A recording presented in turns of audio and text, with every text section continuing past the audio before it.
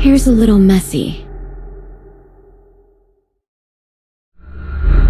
Some dust on the left shoulder. A bit of what looks like charcoal in the glove.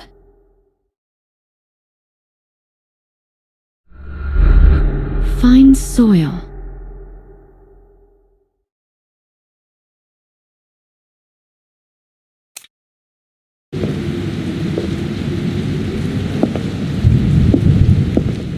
Mr. Orpheus, you're still up? Good evening, Miss Journalist. The storm woke me, and I couldn't sleep, so I thought I'd check the greenhouse. Another adventure of yours?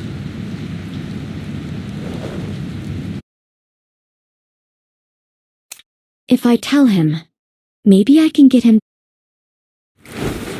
Mr. Orpheus, have you ever been behind this door? I once thought there might be more collections back there, but it was locked. I asked the butler, but he said it's the master bedroom, and refused to let me in. Aren't you curious? You said it yourself. Mr. Kreberg might still be hiding somewhere in this house.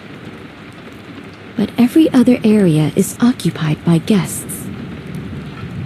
Where else could he be?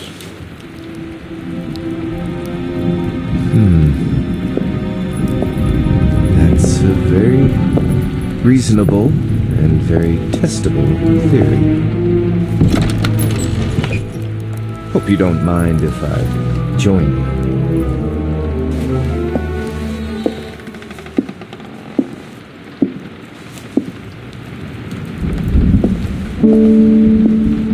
That should be the master bedroom.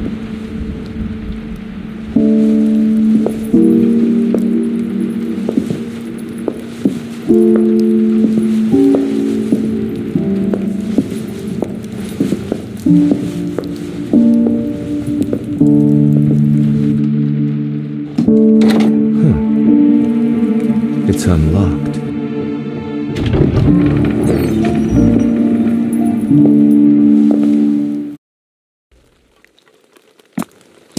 How is it? Some kind of mechanical... Let's look around for clues first. Nymphs finding the head of Nymphs finding the head of Orpheus. Mr. Orpheus, you know a lot about art? I'm just fascinated by the story of Orpheus and Eurydice. Is that why you chose your pen name? Not exactly.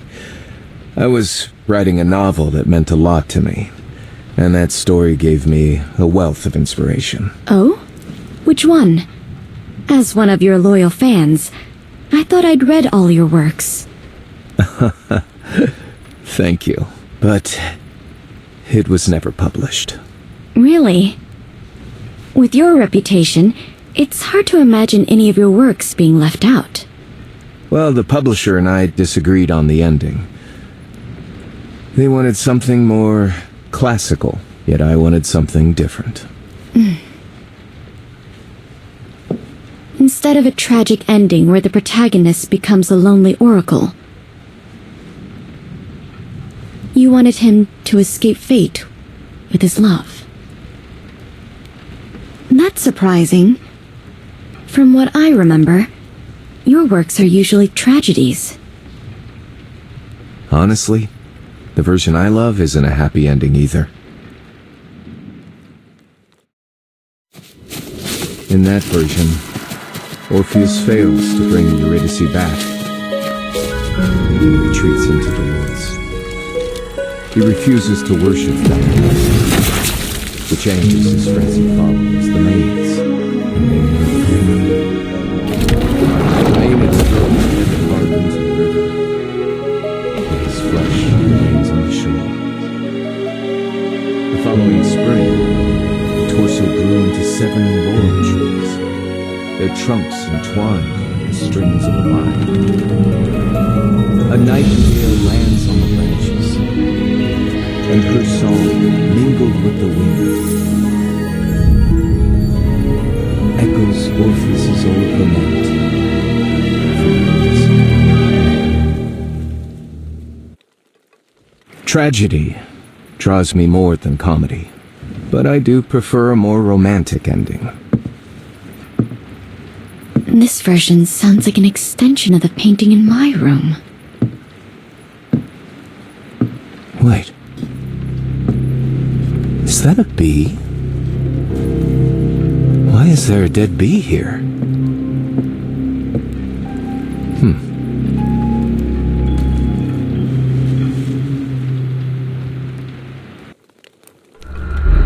They look like the same species as in the greenhouse. I saw some beehives in the greenhouse earlier. Those belong to Mrs. Plinius. Speaking of Mrs. Plinius, Mr. Orpheus, rumor has it your queen bee was based on her. Is that true? Not entirely. For a writer. Inspiration and real-life models aren't always the same thing. You believe Mrs. Plinius killed her husband for money? And you? Miss Journalist? Do you think she's innocent? Innocent is a high bar. But for now, I'm not buying all the rumors. Huh. I'd like to hear more. Before I came here, I did some digging. The rumors and the official reports paint two very different pictures of the Pliniuses. Their relationship seems oddly divided between its start and end. Most rumors hint that Mrs. Plinius killed her husband for money. But after inheriting a fortune, she didn't waste it. She put it into research.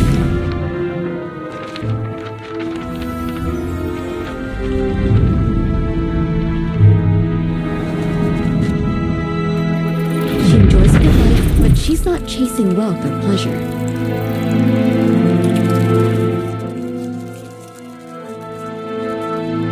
As for Justice, he wasn't exactly a nobody. Handsome, rich, famous, adventurous, he was just as well known in society as in science. Not all the talk was praise, but no one ever called him stingy. So with her modest desires and his generosity, it's hard to believe they'd risk everything over money.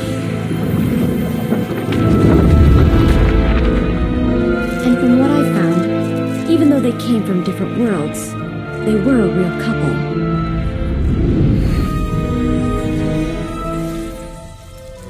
At least once.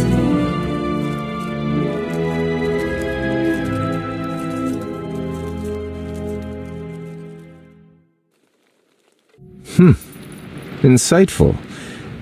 Except for your guess about their relationship. Why do you say that, Mr. Orpheus? You've probably noticed, I knew Mrs. Plinius. In fact, long ago, two old friends and I almost worked for Mr. Plinius. So you met Mrs. Plinius back then? They'd just gotten married. Always together and in love.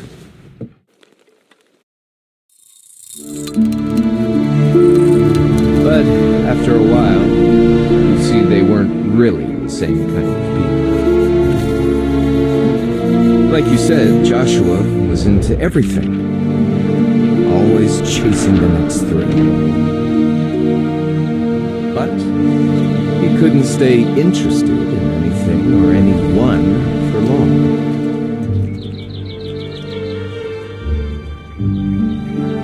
That's why we never ended up working together.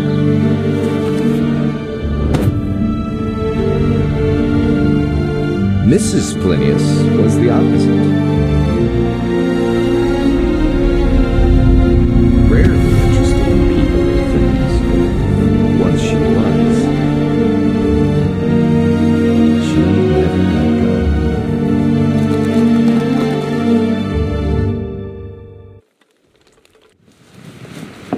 I always thought focus was a virtue. It is, but to some, it can seem dull. And from what I know of Joshua, he was that kind of person. One of my friends said their breakup was inevitable. In a relationship that's not quite equal, different ideas of fairness, gain, and loss can lead to dangerous misunderstandings. Make people misjudge what they're willing to sacrifice. One of my teachers used to say the same thing.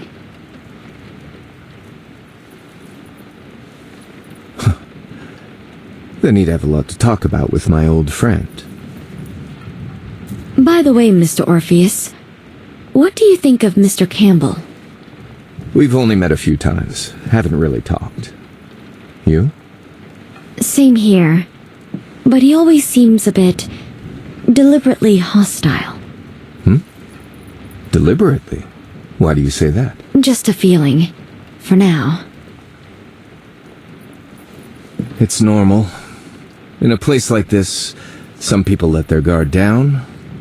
Others get even more careful.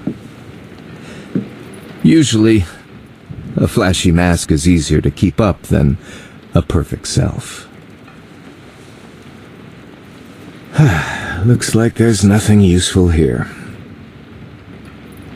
Except for that bee. And that's the strangest part. For a master bedroom, there's no sign anyone's lived here. Seems the master doesn't actually stay here, but wants us to think he does. Maybe this room is hiding another secret. I need to find a way in. Mr. Orpheus, I want to check those paintings outside again. Maybe there's a clue. I'll look in the washroom. If I find anything, I'll come find you.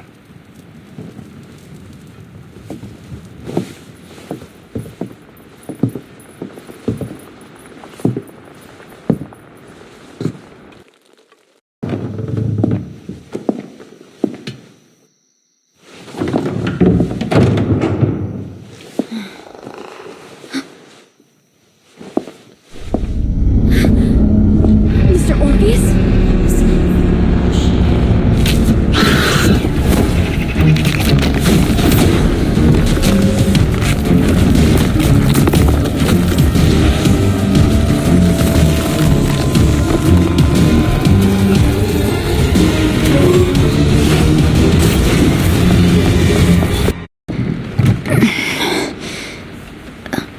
The servants are about to get up. I need to get back to my room. Mr. Orpheus? How did you get out? While I was searching outside, I heard someone coming. So I hid in the washroom. Turns out, there's a secret passage to the greenhouse in there. That's how I slipped out.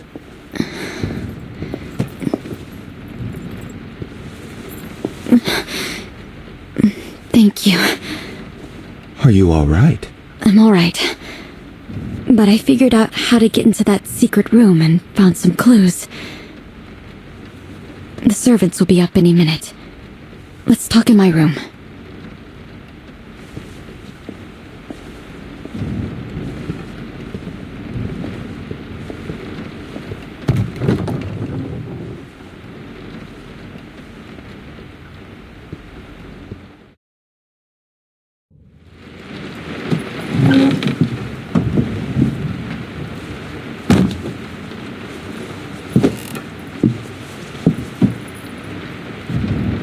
What did you find, Miss Journalist? 4 files, each with one of our names. Mine, Mr. Campbell's, Mrs. Plinius's, and one more. Roy Cafe. Is that your real name? If I said yes, Miss Journalist, would you tell me if the name on your file is truly yours? All right, let's skip that for now. It hardly matters at this moment. What do you make of these 4 files, Miss Journalist?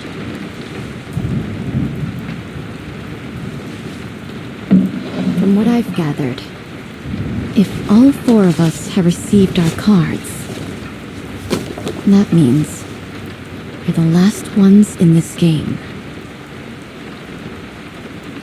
I've got mine.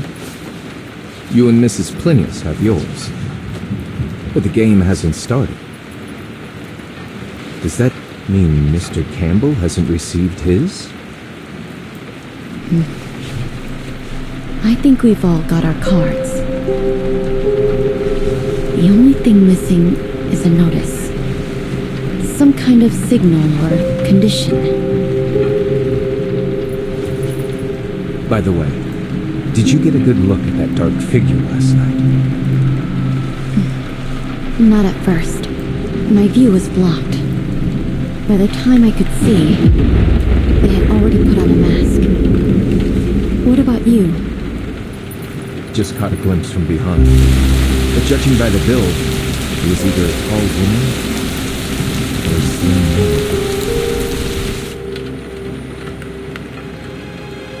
A woman.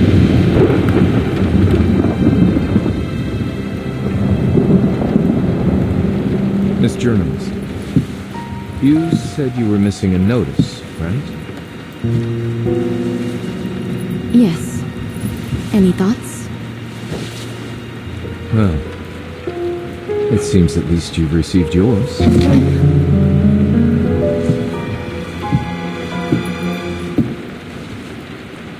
When the moon rises, the nightingale waits at the gate of fate.